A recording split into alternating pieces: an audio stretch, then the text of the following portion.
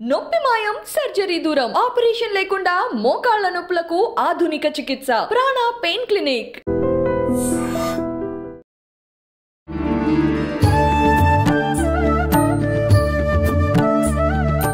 నమస్కారం, welcome to I dream media.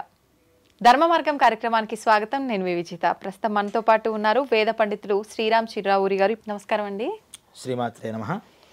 అమ్మవారి అవతారాలలో నవరాత్రుల్లో ముఖ్యంగా 7వ రోజు అమ్మవారి అవతారం ఏంటి, ఆ రోజు అమ్మవారిని ఎలా ప్రసన్నం చేసుకోవాలి, ఏ విధంగా పూజా విధానం ఉండాలి? సరస్వతి నమస్తుభ్యం వరదే కామరూపిణి విద్యారంభం కరిష్యామి సిద్ధిర్భవతు మే సదా. చిన్న పిల్లల దగ్గర నుంచి ఈ శ్లోకం నేర్పిస్తాం. అక్షరాభ్యాసము అంటాం. అంటే అక్షరాలని నేర్చుకోవడం. అంటే ఏదో వ్యవహారం చేయడం కోసమో 4 రూపాయలు సంపాదించి బాగుపడడం కోసం మాత్రమే భారతీయులు విద్యలు నేర్చుకోవాలా. అది కూడా జీవనంలో ఒక భాగం. కానీ ముఖ్యంగా నేర్చుకున్నది జ్ఞానం కోసం. అక్షరాలే దేవతలుగా భావించారు. ఒక్కొక్క అక్షరంలోనూ అమ్మవారు ఒక్కొక్క రూపంగా ఉంది అన్నారు. అందువల్లే మాతృకాక్షర రూపిణి అంటారు. మాతృకలు అంటే అక్షరాలు అని. ఇలా ఉన్నటువంటి అమ్మవారికి పేరు సరస్వతి, మహాసరస్వతి. అందువల్ల సాధారణంగా 7వ రోజు సప్తమి తిథి. ఆ సప్తమి తిథి రోజు కొంచెం ప్రతి సంవత్సరం అటు ఇటుగా మూలా నక్షత్రం వస్తూ ఉంటుంది. ఈ మూలా నక్షత్రాన్ని సరస్వతి ఆరాధనలో ప్రధానంగా సరస్వతీదేవిగా భావన చేస్తూ ఉంటారు. అలా భావన చేస్తూ 7వ రోజు తెల్లటి వస్త్రాలు ధరించి ఉన్నటువంటి అమ్మవారు. ఆవిడ్ని ఎందుకు అంటే విద్యారంభం కరిష్యామి వరదే కామరూపిణి. కామరూపిణి అనేటటువంటి మాటకు కూడా ఇటీవల కాలంలో ఆ మధ్యన చాలా కాంట్రవర్సీ జరిగింది. అర్థం కాక, అంటే వాళ్ళకి సరైన అక్షరాభ్యాసం జరగలేదు. నిజంగా ఈ శ్లోకం చెప్పుకునే అక్షరాభ్యాసం కనుక చేసుంటే అక్షరాలలో ఉన్నటువంటి సౌందర్యాన్ని చూసేవారు తప్పితే దాంట్లో ఉన్నటువంటి ఒక దుష్ట కోణంలో చూస్తే మనం యద్భావం తద్భవతి అంటాం. మంచిగా చూస్తే మంచిగా కనిపిస్తుంది, చెడుగా చూస్తే చెడుగా కనిపిస్తుంది. అలా కామరూపిణి అనే మాటకి కామము అంటే కోరిక. ఏం కోరిక? ఎవరికి ఏది, ఇప్పుడు మీకు ఐస్ క్రీమ్ తినాలనిపిస్తే మీకు ఐస్ క్రీమ్ మీద కామము ఉంది అని. కామము అనే మాటకి అర్థం ఏంటంటే నేను ఇలా అనుకుంటున్నాను, ఇలా అనుకుంటున్నాను అంటాం కదా, వాటిని కామము అని పేరుతో పిలుస్తూ ఉంటారు. అలా ఈవిడేం చేస్తుందంటే కామరూపాన్ని పొందుతుంట. అంటే ఎవరు ఏ రూపంలో వాళ్ళని చూద్దాము అనుకుంటారో ఆ రూపంలో వాళ్ళకి దర్శనమిస్తూ ఉంటుంది అని ఒక అర్థం. ఇంకోటి, ఎవరు ఏ రూపంగా భావన చేస్తే ఆ రూపంగా వాళ్ళని అనుగ్రహిస్తూ ఉంటుంది అని. ఒకళ్ళు అక్షరాభ్యాసం చేసుకుని అప్పుడే స్కూల్కి వెళ్తాడు, అప్పుడే నోట్స్ ఇచ్చేస్తారా, కంప్యూటర్స్ ఇచ్చేస్తారా, పలకా బలపం ఇస్తారు కదా. అంటే పలకా బలపమే సరస్వతి అని అనుకుంటున్నటువంటి ఆ విద్యార్థికి పలకా బలప రూపంలో అక్షర జ్ఞానాన్ని ఇస్తుంది. తర్వాత పెన్సిల్తో రాసే స్టేజ్ వచ్చినప్పుడు అక్కడ అనుగ్రహం ఇస్తుంది. పిహెచ్డీలు అయిపోయిన తర్వాత కంప్యూటర్లోనే అన్ని ఆలోచిస్తున్నప్పుడు కంప్యూటర్ రూపంగా కూడా అనుగ్రహిస్తుందిట. ఆవిడకి ఒక రూపం లేదు కానీ అన్ని రూపాల్లోనూ ఉంది అని చెప్పడం కోసం కామరూపిణి. ఆవిడ ఏం చేస్తుందంటే వరదే, వరాల్ని ఇవ్వడానికి సిద్ధంగా ఉందిట. ఎటువంటి రూపమైనటువంటి వరాలు ఇస్తుంది అంటే బుద్ధిలో మనకు కావాల్సింది గ్రాస్పింగ్ కావాలి. ఫస్ట్ ఏ స్టూడెంట్ కన్నా నీకు ఏం కావాలంటే గ్రాస్పింగ్. చెప్పింది చెప్పినట్టు లోపలికి వినాలి, అతుక్కోవాలి, మైండ్కి వెళ్ళి. అతుక్కుంది బాగానే ఉంది కానీ అది వెంటనే మర్చిపోతాడు. షార్ట్ టైం మెమరీ, ఉపయోగం లేదు కదా. అంటే ధారణ చేయగలగాలి. గ్రాస్పింగ్ ఎంత ఫాస్ట్గా చేస్తాడో, నేను ఒక 10 సెంటెన్సెస్ చెప్పినా ఒక్కసారి చెప్పేస్తానంటాడు కానీ మళ్ళీ ఒక నిమిషం తర్వాత చెప్పమంటే ఏమీ ఉండదు. అది ఉపయోగం లేదు.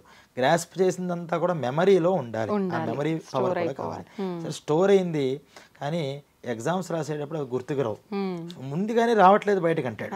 అంటే అది స్పాంటేనియస్గా బయటికి రావాలి అంటే స్ఫురణ అనేటటువంటిది ఒకటి ఉండాలి. అలాగే ఎంత జ్ఞానం ఉన్నా కొన్ని సమయాల్లో సమయస్ఫూర్తి అనేది కూడా చాలా అవసరం. ఆ టైంకి మైండ్లో తట్టగలగాలి ఆ విషయం. దీన్ని ఒక ప్రజ్ఞ అంటారు. అలాగే ఇదేదో మనం కంప్యూటర్ లాగా మనం చెప్పిన నాలెడ్జ్ మాత్రమే చేస్తూ పోతే ఉపయోగం ఉందా? ఇంకా మనిషికి కంప్యూటర్కి పనే ఉంది. కొత్తగా క్రియేటివిటీ కావాలి. ఆ క్రియేటివిటీని సృజనాత్మకత అంటారు. ఈ 4 రూపాలైనటువంటి శక్తులు కూడా సరస్వతి ఆరాధన వల్ల వస్తాయి. ఈ 4 అందరికీ కావాలి. సరస్వతీదేవి అంటే చిన్నపిల్లల పూజ అని కాదు, పెద్దవాళ్లతో సహితంగా ఎవరెవరు ఏ ఏ రంగాల్లో చేస్తున్నారో ఆ రంగాల్లో అప్డేట్ అవ్వాలండి అంటారు. అప్డేట్ అవ్వకపోతే ఏమవుతారు? అవుట్డేటెడ్ అవుతారు. దీనికి మరి వాళ్ళు ఇంకా సమాజంలో పోటీ పడలేరు. అలా అప్డేట్ అవ్వాలంటే శక్తి సరస్వతి ఆరాధన వల్ల వస్తుంది. ఆవిడే వాక్ శక్తి, వాగ్రూపంగా ఉంటుంది. అందువల్ల మాటలు ప్రతి మాటలోనూ ఒక పవర్ ఉంటుంది. అందువల్ల కొన్ని మాటలకి మరి స్వతంత్ర సమరాలు లాంటి పెద్ద పెద్ద సమరాలు చేశారంటే ఒక మాటని పట్టుకుని వెళ్ళిపోయిన వాళ్ళు లేరా? ఇప్పటికీ చూస్తూ ఉంటాం. ఒక మాట పిలిపిస్తే పిలుపునివ్వండి వస్తామంటారు. ఆ పిలుపునిస్తే ఎందుకంత శక్తి ఉంది అంటే వాళ్ళు ఆ సరస్వతి అనుగ్రహాన్ని పూర్తిగా పొందిన వాళ్ళై ఉంటారు. అటువంటి దేవతకి ఆరాధన చేయమన్నారు. తెల్లటి వస్త్రాలు ధరించి హంసవాహనారూఢి వీణాపాణిగా ఉన్నటువంటి ఆ సరస్వతి దేవిని భావన చేసుకోవాలి. ఈ 7వ రోజు మూలా నక్షత్రంలో ఈ పిల్లలందరూ కూడా ఆ పుస్తకాలన్నింటినీ కూడా సరస్వతి దేవి దగ్గర పెట్టి అమ్మవారి అనుగ్రహాన్ని పొందడానికి పూజ చేస్తూ ఉంటారు. పుస్తక పూజ చేస్తూ ఉంటారు. అయితే ఇటీవల కాలంలో అక్షరాభ్యాసాలు కూడా చేసేస్తున్నారు అక్కడ. కానీ వాస్తవానికి మూలా నక్షత్రంలో అక్షరారంభం పనికిరాదు అన్నారు. సరస్వతిని పూజించాలని చెప్పారు తప్పితే అక్షర ఆరంభం అనేది ఈ మూలా నక్షత్రాల్లో పనికిరావు అని. కలియుగం కదా, ఏది చెప్తామో శాస్త్రానికి విరుద్ధమైన పనులు చేయిస్తూ ఉంటుంది. మరి అందరూ సరస్వతీదేవి చెప్పిన విధానంలో చేసుకుంటే జ్ఞానవంతులైపోతే కలికి ఉపయోగం ఉండదు. అందువల్ల కలి ఏం చేస్తాడంటే ఎక్కడ ధర్మం ఉందో అక్కడ ప్రవేశిస్తూ ఉంటాడు, దానికి వ్యతిరేకమైన పనులు చేస్తాడు. మూలా నక్షత్రంలో అక్షరాభ్యాసం చేస్తే చదువు రాదు, వచ్చినా సరే దుర్మార్గంగా మారుతుంది అని ఉంటుంది శాస్త్రంలో. అందువల్ల కలి ఆ పనే చేయిస్తూ ఉంటాడు. అనేక సార్లు అనేక మంది చెప్తున్నా ఎవరు వినట్లేదు. ప్రతి ఒక్కరు అమ్మవారు పుట్టిన నక్షత్రం అని రకరకాలు చేస్తున్నారు. కానీ పుట్టిన నక్షత్రము అని నేను ఎప్పుడు చెప్పారో శాస్త్రంలో ఆ పనిని అప్పుడు చేయాలి తప్పితే పుట్టిన నక్షత్రంలో చెయ్యమని శాస్త్రం చెప్తే చేయాలి. ఎందుకంటే అక్షరాభ్యాసం అనేది మనం సొంతంగా కనిపెట్టింది కాదుగా, శాస్త్ర మర్యాదను అనుసరించుకుంటూ చేసుకుంటున్నాం. అందువల్ల అదే శాస్త్రంలో ఎప్పుడు చేయాలి ఎప్పుడు చేయకూడదని చెప్పారు, అవి కూడా ఫాలో అవ్వాలి. లేకపోతే ఒక గుడ్డుని సగం పొదిగి సగం వదిలేస్తే ఎలాగైతే దేనికి పనికిరాదో శాస్త్రాలు కూడా పనికిరావు, మొత్తం ఫాలో అవ్వాలి. అలా ఈ సరస్వతీదేవిని ఆ రోజు అర్చన చేయాలట. సరస్వతీదేవికి తెలుపు వస్త్రం అనేటటువంటిది ఇష్టం కాబట్టి తెల్లటి వస్త్రాలని అమ్మవారికి సమర్పణ చేయడం. ఆసక్తిగా ఇప్పటిదాకా వండిన పదార్థాలన్నీ చెప్పాం, ఇవన్నీ లడ్డూలని ఇంకోటని. కానీ సరస్వతీదేవికి పచ్చి పదార్థాలు ఇష్టంట.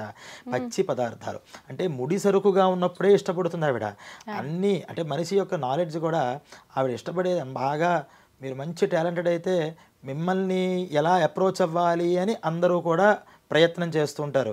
వాళ్ళు గొప్ప, అసలు మీకు ఏమీ రాదని మీరు ఒక టీచర్ దగ్గరకో ఒక గురువు దగ్గరకో వెళ్తారు, మీకు ఏమీ రాదు కానీ మిమ్మల్ని అంతే అభిమానంతో తీసుకుంటాడు. ఆ గురువు గొప్ప.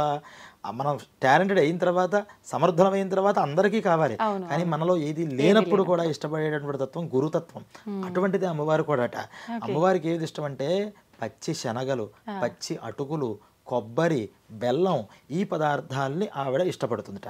అందువల్ల ఈ పచ్చి పదార్థాలన్నీ పెట్టాలి. అంటే పెట్టడం అంటే ఇవి ఇష్టపడుతుంది కదా అని అంతే పెట్టక్కల్లా, వీటితో మనం కూడా వండొచ్చు. కాబట్టి అమ్మవారికి ఇష్టమైన పదార్థాలు పెట్టి వాటితో పాటుగా ఇవన్నీ కూడా వండే అటుకులతో కూడా చేసే పదార్థాలు ఉంటాయి, కొబ్బరితో చేసే పదార్థాలు ఉంటాయి. అలా ఆ రూపంగా చేసి అమ్మవారికి సమర్పణ చేసి జ్ఞానాన్ని మన సంతానానికి కూడా బుద్ధి పటుత్వం కావాలి. చాలా మంది పిల్లలు మాట వినరండి, వాళ్ళ బదులు మేము చేసేయచ్చా అంటారు. ఆకలి వాళ్ళకి వేస్తే మనం తినేస్తే ఆకలి వాళ్ళకి తీరుతుందా? తీరదు. కాబట్టి వాళ్ళకి రావాలి అంటే వాళ్ళ చేత కూర్చోబెట్టి పూజ చేయించడం అలవాటు చేయాలి. వాళ్ళు చేయకుండా మనమే చేద్దాం అంటే రేపు పొద్దున వాళ్ళు చేసే పరిస్థితికి దేవుడే లేడు అనేటటువంటి పరిస్థితికి వెళ్ళిపోతుంటారు. ఇది నేర్పించడం కోసమే ఈ 3 అంటే మూలా నక్షత్రం సప్తమి, అష్టమి, నవమి ఈ 3 రోజులు కూడా అనధ్యయనాలు అన్నారు, చదువులు లేవు అన్నారు, సెలవులు అన్నారు. ఈ 9 రోజులు సెలవులు ఇవ్వలేదు మనకి. పూర్వం నుంచి కూడా ఈ 3 రోజులు పిల్లలకి సెలవులు అన్నారు. సెలవు దినాలుగా అనధ్యయనము అంటారు వాటిని. ఎందుకు అంటే సరస్వతీదేవి నిద్రిస్తూ ఉంటుంది అని పుస్తకాలు పెట్టి అక్కడ నిద్రించి ఈ 3 రోజులు కూడా పండగ రోజులు కాబట్టి నువ్వు ప్రతి దాంట్లోనూ ఇన్వాల్వ్ అవుతూ ఉండు. ప్రతి పండగలోనూ అమ్మవారు చేసే ప్రతి పూజ. వాస్తవంగా మనం చూసుకుంటే దుర్గాష్టమి, మహర్నవమి, విజయదశమి ఎగమీదటే ఉన్నాయి. అవన్నీ కూడా పిల్లలు ఉండాలి అంటే పుస్తకాలు నువ్వు చదవాలి, ఎగ్జామ్స్ వస్తాయి, ఇంకోటి వస్తాయి మనం ప్రెషర్ పెడతావేమో అని శాస్త్రకారులు ఫస్ట్ లో ఆలోచించి పుస్తకాలకి సెలవా అన్నారు. మరి సెలవు దినాల్లో ఎవరైనా అక్షరాభ్యాసం చేసుకుంటారా? ఆదివారం రోజున వ్యాపారం ప్రారంభిస్తా అన్నట్టు ఎవడో ఒక ఆయన ఎలా ఉంటుంది, ఎవరు వస్తారు ఆ రోజు ప్రారంభిస్తే? అలా అనధ్యయనాల రోజుల్లో కూడా అక్షరాభ్యాసాలు చేయడం పనికిరాదు. ఆ రోజు అమ్మవారిని పుస్తక రూపంగా ఆల్రెడీ అక్షరాభ్యాసం అయిపోయి చదువుతున్న వాళ్ళు పుస్తకాల రూపంగా పెట్టి నమస్కారం చేసి ఇక మీదట పండుగల్లో ఉండాలి అని అన్ని శక్తులు ఇచ్చేటటువంటి దేవతగా మహాసరస్వతీ దేవిని అభివర్ణన చేశారు. ఓకే, అయితే దీని వెనకాల ఇంత ఆంతర్యం ఉందన్నమాట అమ్మవారి స్టోరీ వెనకాల. ప్రతి ఒక్కరు ఇప్పుడు మరి ఇలా అమ్మవారి నక్షత్రం అని చెప్పి ఫాలో అయ్యే వాళ్ళు ఫలితం పొందకపోవడమేనా, దోషం ఏమైనా వచ్చే అవకాశం ఉంటుందా? కదండి, ఫలితం పొందకపోవడమే కాదు దోషమే వస్తుంది దానివల్ల. ఎందుకంటే మూలా నక్షత్రము అంటే అధ్యయనాలకి పనికిరాదు. దాని మీద మనం సపరేట్గా ఇంకో ఎపిసోడ్ కూడా చేయొచ్చు. ఆమె చాలా ప్రమాణాలు ఉన్నాయి, పూర్వం నుంచి లేవు. ఇటీవల కొన్ని ప్రదేశాలలో కొంతమంది ఏంటంటే కొంచెం వాళ్ళ గుళ్ళు డెవలప్ అవ్వాలనో స్థలాలు ఏదో చేస్తారు కదా, కొంచెం దానికి ఈ సమయంలో నవరాత్రులు అందరూ వస్తూ ఉంటారు కదా, అలా చేసేయండి అని చెప్పడంతో చివరికి ఏమైపోయిందంటే మరి బలంగా పడాలి కాబట్టి అమ్మవారి పుట్టినరోజు, అమ్మవారి పుట్టడం ఏంటి, ఆవిడ ఎప్పుడూ ఉంది, ఆవిడ దేవుడికి అందుకనే పుట్టినరోజులు ఉండవు.